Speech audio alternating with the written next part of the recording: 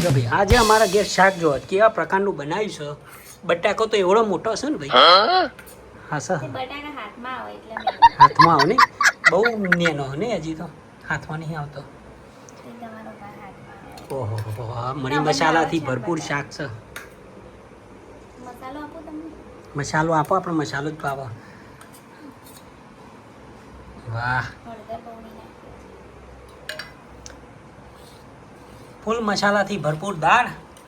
વાહ ભાઈ, હા હા હા હા, સિંગદોણા બધું નાખી લેતી તો આજ તો. મને જેવી ખાવી હોય. આજે કોક સારું બનાવ્યું, કોક મૂડ સારું લાગે મેડમ. હા સર, કીધે રાખો. કીધેલ રાખવાની. નહીં કાપી ને. સાથે ભાત, રાઈસ, ચોખા અને છાસ, લોટો ભરી. હું બધું અટકાઈ જાય લબાલબ. શું કેવું, રોટલીઓ જેવી બનાવી તમે? નાની કે મોટી? રોટલા જેવી કે રોટલી જેવડી કે પૂરી જેવડી? આજે તો મોટી. 3 પ્રકારની અમારા ઘેર રોટલીઓ બને ભાઈ. અમુક વાર રોટલા જેવી, આજે રોટલી જેવી છે. ના, આ રોટલી જેવી છે આજે નાની. હા, અમુક વાર પૂરી જેવી એ બની જાય આજે અમારા ઘેર. મૂડ ઉપર હોય. મૂડ ઉપર બને. લ્યો શું કરું? તો ચલો ભાઈ, તમારા ઘેર શું બનાવ્યું છે ખાવાનું કોમેન્ટ કરજો. કેવી દાળ બની?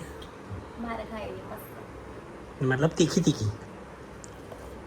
અમે ઘર ચટી ખાઈએ. સિમ્પલ સોબર મસ્ત દાળ બની. ચલો ભાઈ, ખાવાનું ચાલુ કરીએ. રોટલી, શાક.